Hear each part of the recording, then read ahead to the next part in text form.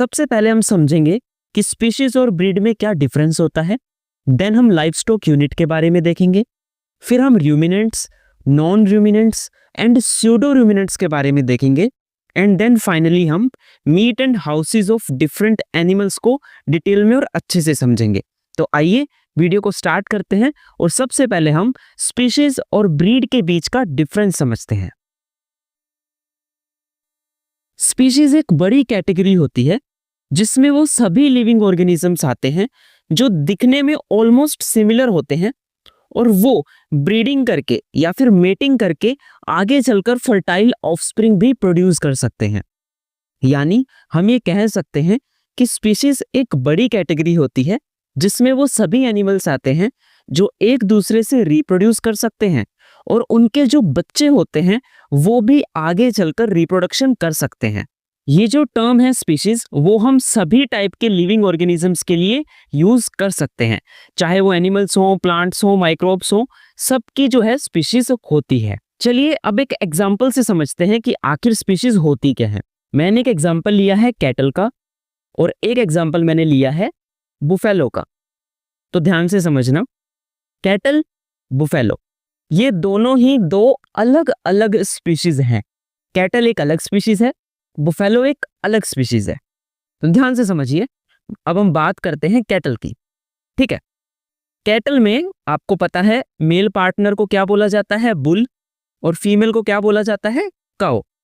तो आपको पता है कि कैटल में मेल को क्या बोलते हैं हम, बुल, और फीमेल को क्या बोलते हैं, काउ। ये दोनों आपस में मेटिंग करके एक फर्टाइल ऑफस्प्रिंग जो है वो प्रोड्यूस कर सकते हैं। बिल्कुल कर सकते हैं। आपको पता है जब इन दोनों के बीच में मेटिंग होती है और जो बच्चा पैदा होता है उस न्यू बॉर्न को हम क्या बोलते हैं, काफ बोलते हैं। और ये काफ आगे चलकर या तो बुल बनेगा या काऊ बनेगी और फिर ये भी जो है आगे चलकर रिप्रोडक्शन करके एक फर्टाइल ऑफस्प्रिंग जो है वो प्रोड्यूस कर सकता है। इसी तरह से बुफेलो स्पीशीज के जो मेल एंड फीमेल पार्टनर हैं वो भी आपस में मेटिंग करके फर्टाइल ऑफस्प्रिंग जो है वो प्रोड्यूस कर सकते हैं। कैटल, शीप, गोट, लॉयन, हनी बी, ऑस्ट्रिच, ये सब क्या हैं, अलग अलग स्पीशीज हैं। इनको हम क्या बोलते हैं, अलग अलग स्पीशीज। अगर हम बात करें डॉग की, तो डॉग भी क्या है, डॉग भी एक स्पीशीज है, क्योंकि दुनिया भर में जितने भी डॉग्स आप देखते हो वो सब क्या हैं, एक ही स्पीशीज में आते हैं। डॉग क्या है, इसलिए एक स्पीशीज है। स्पीशीज को ना आप नॉर्मल लैंग्वेज में जैसे जाति भी बोल सकते हो। ठीक है, इसी तरह से अगर हम ब्रीड की बात करें तो ब्रीड को ना क्या बोला जाता है, नस्ल बोला जाता है। ब्रीड जो है ना, ब्रीड वो एक छोटी कैटेगरी है जो स्पीशीज के अंडर आती है। एक स्पीशीज के अंडर अलग अलग ब्रीड्स हो सकती है जो दिखने में, साइज में या फिर कलर में या फिर किसी और खासियत में अलग होती है। अब आप देखो काऊ को, काऊ क्या है, काऊ एक स्पीशीज है। ठीक है, अब काऊ की ना अलग अलग ब्रीड्स होती हैं। आपने सुना होगा एचएफ, साहीवाल, जर्सी, ये तीनों ही क्या है, ये तीनों ब्रीड्स हैं। किसकी ब्रीड्स हैं, काऊ की ब्रीड है। तो काऊ तो क्या है, काऊ एक स्पीशी है। काऊ की ये अलग अलग तीन क्या है, ब्रीड है। तो आप ये बोल सकते हो कि स्पीशीज तो क्या है, ये स्पीशीज जो होती है ना, ये तो एक बड़ी कैटेगरी है। इसके अंदर जो छोटी छोटी कैटेगरीज हैं वो क्या है, ब्रीड है। ब्रीड क्या है, ब्रीड एक छोटी कैटेगरी है जो कि स्पीशीज के अंडर ही आती है। ये तीनों ही जो है साइज में या कलर में थोड़ा थोड़ा वेरिएशन रखती हैं, इसलिए ये तीनों ही काऊ स्पीशीज की तीन अलग अलग ब्रीड्स हैं। इसी तरह से आपने डॉग्स में भी डिफरेंट डिफरेंट ब्रीड्स के बारे में सुना होगा, जैसे जर्मन शेफर्ड, पग, लैब्राडोर, ये सब क्या है, अलग अलग ब्रीड्स हैं। किसकी ब्रीड्स हैं, ये डॉग स्पीशीज की ब्रीड है। यानी स्पीशीज एक बड़ी कैटेगरी है जो बायोलॉजिकल सिमिलर एनिमल्स हैं जो कि आपस में रिप्रोड्यूस भी कर सकते हैं और एक फर्टाइल ऑफस्प्रिंग प्रोड्यूस कर सकते हैं।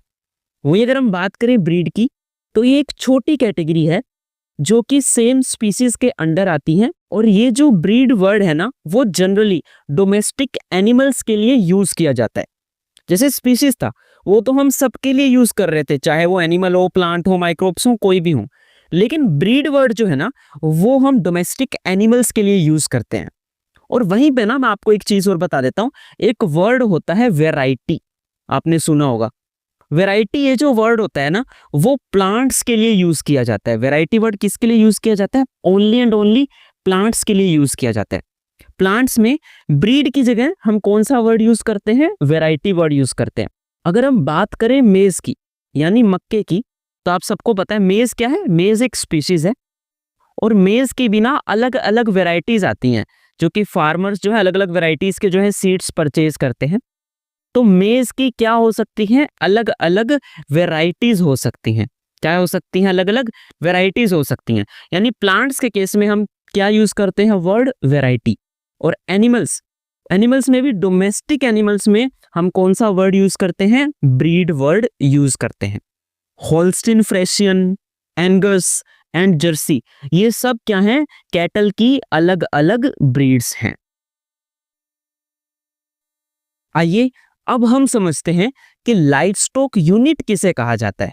देखो, लाइवस्टॉक यूनिट क्या है? ये एक मेजरमेंट यूनिट है जो लाइवस्टॉक की साइज और फीड रिक्वायरमेंट को कंपेयर करने के लिए यूज की जाती है। मैं आपको इजी वे में समझाता हूं। जैसे कि मीटर, सेंटीमीटर, ये सब क्या है? ये एक मेजरमेंट यूनिट है। इसी तरह से ये जो लाइवस्टॉक यूनिट है ना, जिसको शॉर्ट फॉर्म में एलयू लिखते हैं, ये भी एक मेजरमेंट यूनिट ही है, जो कि ना फार्म्स में यूज किया जाता है। जिनका फार्म हाउस होता है ना, वो ये वर्ड यूज करते हैं एलयू का, यानी लाइवस्टॉक यूनिट का। इसी तरह से लाइवस्टॉक यूनिट भी जो है ना, वो भी एक मेजरमेंट यूनिट ही है। इसका यूज हम फार्म मैनेजमेंट, इकोनॉमिक्स और पॉलिसी मेकिंग में यूज करते हैं। जैसे आपने पढ़ा होगा ना कि 1 मीटर में 100 सेंटीमीटर होते हैं, कुछ इसी तरह से इसका भी कैलकुलेशन है, वो आप देख लो। आपको पता ही है कि कैटल के न्यूबॉर्न को क्या बोलते हैं? काफ। यानी जो 3 न्यूबॉर्न हैं कैटल के, वो आपस में मिलकर क्या बनाते हैं? एक लाइवस्टॉक यूनिट बनाते हैं। इसी तरह से एक कैटल या फिर एक बुफेलो क्या बनाती है? एक लाइवस्टॉक यूनिट बनाती है। इसी तरह से 5 शीप या फिर 5 गोट मिलकर क्या बनाती हैं? 1 लाइवस्टॉक यूनिट बनाती हैं। इसी तरह से 2 पिग्स मिलकर क्या बनाते हैं? एक लाइवस्टॉक यूनिट बनाते हैं। चलिए मैं ना अब आपको लाइवस्टॉक यूनिट को एक एग्जांपल के थ्रू बहुत ही इजी वे में समझाता हूं। फॉर एग्जांपल, आपके पास एक फार्म हाउस है और आपके फार्म हाउस में 6 काफ हैं, 4 कैटल्स हैं, 2 बुफेलो है, 10 शीप्स हैं, 15 गोट्स हैं और 4 पिग्स हैं। अब आपको ये बताना है कि आपके फार्म हाउस का टोटल एलयू यानी टोटल लाइवस्टॉक यूनिट कितना है। जैसा कि आपको मैंने अभी थोड़ी देर पहले बताया था कि 3 काफ मिलकर एक लाइवस्टॉक यूनिट बनाते हैं। तो हमारे फार्म हाउस में हमारे पास 6 काफ हैं, तो 6 काफ कितनी लाइवस्टॉक यूनिट बना देंगे? 2 लाइवस्टॉक यूनिट बना देंगे, सिंपल। और 4 कैटल हमारे पास है फार्म हाउस में, और आपको पता है कि 1 cattle is equal to 1 livestock unit. So 4 cattle is equal to 4 livestock unit. इसी तरह से 1 buffalo is equal to 1 livestock unit था, तो 2 buffalo is equal to 2 livestock unit. हमारे फार्म हाउस में 10 शीप हैं और हमें पता है कि 5 sheep is equal to 1 livestock unit था, तो 10 sheep is equal to 2 livestock unit हो गया। इसी तरह से 5 goat is equal to 1 livestock unit था। हमारे पास 15 गोट है हमारे फार्म हाउस में, तो हमारे पास कितनी यूनिट हो गई? 3 लाइवस्टॉक यूनिट हो गई। किसकी? गोट की। हमारे पास 4 पिग है भाई, हमें पता है कि 2 pig is equal to 1 livestock unit. हमारे पास इस टाइम 4 पिग हैं, तो कितनी लाइवस्टॉक यूनिट हो गई? 2 लाइवस्टॉक यूनिट हो गई। अब हमसे जो है टोटल लाइवस्टॉक यूनिट पूछी गई है फार्म हाउस की, तो इन सबको ऐड कर दो। 4 + 2 6, 6 + 2 8, 8 + 2 10, 10 + 3 13, 13 + 2 15। यानी हमारा आंसर कितना आ गया? 15 लाइवस्टॉक यूनिट। यानी हमारे फार्म हाउस में टोटल 15 लाइवस्टॉक यूनिट है। अगर आपसे कोई इंडिविजुअल लाइवस्टॉक यूनिट पूछे, जैसे अगर आपसे कोई पूछ ले कि आपके फार्म हाउस में बताओ कैटल की कितनी लाइवस्टॉक यूनिट है, तो आप बता सकते हो कि हमारे फार्म हाउस में कैटल की 4 लाइवस्टॉक यूनिट प्रेजेंट है। तो इस तरह से आप लाइवस्टॉक यूनिट को कैलकुलेट कर सकते हो, इंडिविजुअली भी और टोटल भी। आई होप अब आपको ये एलयू यानी लाइवस्टॉक यूनिट अच्छे से समझ में आ गया है। आइए अब हम नेक्स्ट टॉपिक की ओर बढ़ते हैं और डिस्कस करते हैं इन फॉलोइंग टर्म्स को, ruminants, pseudo ruminants, non ruminants या फिर मोनोगैस्ट्रिक। अगर हम ह्यूमन बींग्स की बात करें ना, अगर हम अपनी बात करें तो हमारी बॉडी में एक ही स्टमक प्रेजेंट होता है और हमारे स्टमक का सिर्फ एक ही चैम्बर होता है। लेकिन डिफरेंट डिफरेंट एनिमल्स के स्टमक में different number of chambers present होते हैं। यानी ये हम कह सकते हैं कि डिफरेंट एनिमल्स के स्टमक में different number of chambers present होते हैं। So on the basis of number of chambers of stomach present in different animals, the animals can be classified into ruminants, pseudo-ruminants या फिर non-ruminants। आइए सबसे पहले हम ruminants को देखते हैं कि ruminants किसे कहते हैं। ये वो हर्बीवोरस एनिमल्स होते हैं जिनके स्टमक के 4 चैम्बर्स होते हैं और इन 4 चैम्बर्स का क्या क्या नाम है? rumen, reticulum, omasum and abomasum. यानी रूमिनेंट्स वो हर्बीवोरस एनिमल्स हैं जिनके स्टमक के ये 4 चैम्बर्स होते हैं, Roman, reticulum, omasum and abomasum. ये चारों क्या है? ये चारों उनके स्टमक के 4 चैम्बर्स हैं। और मैं आपको बता दूं, एबोमेसम को जो है ट्रू स्टमक कहा जाता है क्योंकि यहीं पर ही digestive juices and digestive enzymes का सिक्रीशन होता है। Cattle, buffalo, sheep, goat, deer ये सब किस में आते हैं? रूमिनेंट एनिमल्स में आते हैं। वहीं अगर हम स्यूडो रूमिनेंट्स एनिमल की बात करें तो इनके पास 3 चैम्बर स्टमक प्रेजेंट होता है, रूमेन, रेटिकुलम एंड एबोमेसम। ये तीनों ही इनके स्टमक के 3 चैम्बर्स हैं। स्यूडो रूमिनेंट्स में ना ओमेसम जो चैम्बर होता है स्टमक का वो एब्सेंट होता है, इसीलिए स्यूडो रूमिनेंट्स में कितने चैम्बर स्टमक के प्रेजेंट होते हैं? 3। कौन कौन से? Rumen, reticulum and abomasum. Camel and llama इसके टिपिकल एग्जांपल हैं स्यूडो रूमिनेंट के। वहीं अगर हम बात करें मोनोगैस्ट्रिक या फिर नॉन रूमिनेंट्स की तो इनमें single chambered glandular stomach present होता है, यानी इनके स्टमक में सिर्फ एक ही चैम्बर प्रेजेंट होता है। फॉर एग्जाम्पल ह्यूमन बीइंग, यानी हमें ऐसा ही तो होता है, हमारे स्टमक में सिर्फ एक ही चैम्बर तो होता है।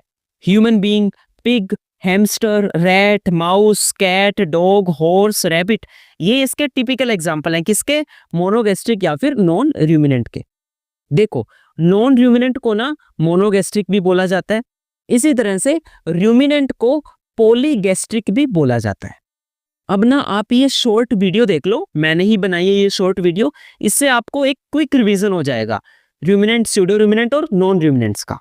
एनिमल्स के स्टमक के कितने चैम्बर्स हैं उस बेसिस पर हम एनिमल्स को 3 कैटेगरीज में क्लासिफाई कर सकते हैं, रूमिनेंट्स या फिर पॉलीगैस्ट्रिक एनिमल्स, स्यूडो रूमिनेंट्स एंड मोनोगैस्ट्रिक या फिर नॉन रूमिनेंट एनिमल्स। रूमिनेंट्स में टोटल 4 चैम्बर स्टमक प्रेजेंट होता है, rumen, reticulum, omasum and abomasum. Rumen सबसे बड़ा चैम्बर होता है और एबोमेसम को ट्रू स्टमक भी कहा जाता है क्योंकि यहीं पर ही डाइजेस्टिव ग्लैंड्स प्रेजेंट होती है और यहीं से डाइजेस्टिव एंजाइम्स एंड एसिड्स का सिक्रीशन होता है। रूमिनेंट्स में हर्बीवोरस एनिमल्स जैसे कि cattle, buffalo, sheep, goat and deer आते हैं। अगर हम स्यूडो रूमिनेंट्स की बात करें तो इनमें 3 चैम्बर स्टमक प्रेजेंट होता है और इनमें ओमेसम एब्सेंट होता है। कैमल्स और लामास इसके टिपिकल एग्जांपल है। मोनोगैस्ट्रिक या नॉन रूमिनेंट्स में हमारी तरह सिर्फ एक ही चैम्बर का स्टमक प्रेजेंट होता है और वहीं पे digestive juices, enzymes and acids का सिक्रीशन होता है। ह्यूमन बीइंग्स, पिग्स,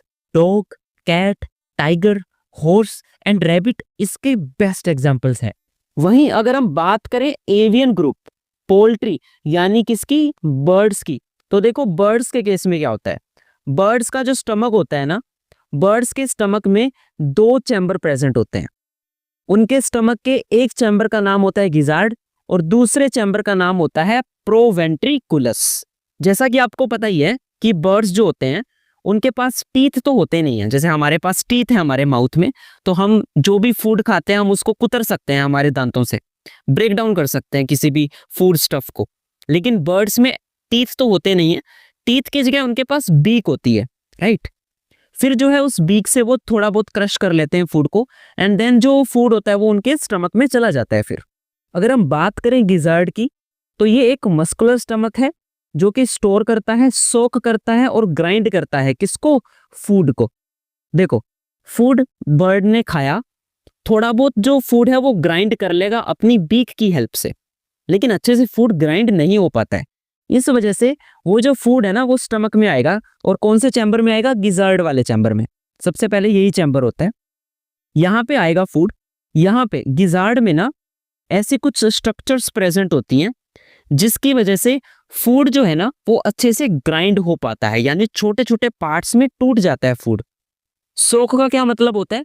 यहाँ पर जो फूड है वो मिक्स हो जाएगा वाटर वगैरह के साथ, और थोड़ा ना गीला गीला सा हो जाएगा फूड, ताकि डाइजेशन अच्छे से हो पाए। यानी जो गिजार्ड चैम्बर है स्टमक का बर्ड्स में, वो एक मस्कुलर स्टमक है जो कि स्टोर करेगा, सोक करेगा और ग्राइंड करेगा किसको? फूड को। वहीं अगर हम बात करें प्रोवेंट्रिकुलस की, तो ये जो चैम्बर है स्टमक का बर्ड्स में, वो कैसा है? ग्लैंडुलर स्टमक है, जो कि प्रोड्यूस करेगा डाइजेस्टिव एंजाइम्स और ब्रेक डाउन करेगा फूड को। यानी ये जो प्रोवेंट्रिकुलस जो चैम्बर है स्टमक का, वो क्या है? ग्लैंडुलर स्टमक है। यहीं पे ग्लैंड प्रेजेंट होगी, यहीं से डाइजेस्टिव जूसेस, एंजाइम्स वगैरह ये सब निकलेंगे, और इनकी हेल्प से जो फूड है वो ब्रेक डाउन होगा और डाइजेशन जो है वो अच्छे से कंप्लीट होगा। आइए अब हम ये देखते हैं कि डिफरेंट डिफरेंट एनिमल्स के मीट को यानी मांस को क्या क्या बोला जाता है। शीप के मांस को क्या बोलते हैं? मटन। गोट के मीट को क्या बोला जाता है? चैवन। पिग के मीट को क्या बोला जाता है? पोर्क। कैटल के मीट को क्या बोलते हैं? बीफ। बुफेलो के मीट को कैरा बीफ। हॉर्स के मीट को चैवलिन। काफ के मीट को व्हील। डियर के मीट को वेनिसन। रैबिट के मीट को गेम, और पोल्ट्री के मीट को चिकन। ये अलग अलग एनिमल्स के मीट के नाम है, यानी अलग अलग एनिमल्स के मीट यानी मांस को क्या क्या बोला जाता है वो यहाँ पे मेंशन है, तो आप अच्छे से इनको देख लीजिए और याद कीजिए। आइए अब हम ये देखते हैं कि डिफरेंट डिफरेंट एनिमल्स के हाउसेस को क्या बोला जाता है, यानी एनिमल जिस घर में रहता है उनके उस घर को क्या बोलते हैं, वो अब हम देखने वाले हैं। शीप के घर को क्या बोला जाता है? Sheep pen. गोट के घर को क्या बोलते हैं? गोट पेन। इसी तरह से पिग के घर को क्या बोलते हैं? स्टाई या फिर पिग स्टाई। कैटल के घर को काउ शेड बोला जाता है। बुफेलो के घर को क्या बोलते हैं? बुफेलो शेड बोला जाता है। इसी तरह से अगर कॉमन वर्ड आ जाए शेड, तो शेड क्या है? कैटल और बुफेलो दोनों के घरों को ही क्या बोलते हैं? शेड बोलते हैं। अगर पर्टिकुलर आगे वर्ड आ गया कैटल शेड, तो आप समझ जाना कि ये कैटल्स का घर है। अगर बुफेलो शेड लिखा हुआ है तो आप समझ जाना कि ये बुफेलो का शेड है, बुफेलो का घर है। ठीक है। इसी तरह से हॉर्स के घर को क्या बोला जाता है? स्टेबल। डॉग के घर को क्या बोलते हैं? कैनल। कैट के घर को क्या बोलते हैं? कैटरी। और इसी तरह से रैबिट के घर को क्या बोलते हैं? हच। तो फ्रेंड्स आज की इस वीडियो में सिर्फ इतना ही। आई होप आपको वीडियो बहुत अच्छी लगी होगी।